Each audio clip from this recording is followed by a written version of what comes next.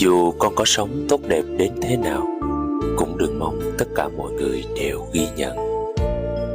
Chỉ mong con khi đứng trước những nghịch cảnh vẫn luôn giữ được cho mình một trái tim lương thiện, một tấm lòng nhân hậu để đi đến hết cuộc đời này. Con người có mưu tính thế nào cũng không thoát được luật nhân quả. Sau cùng, chỉ những người lương thiện mới đi đến cuối đời bình an. Mong tâm con bình thản trước nghịch cảnh cuộc đời, dù bị mắng bằng lời hay bằng điều mưu hại.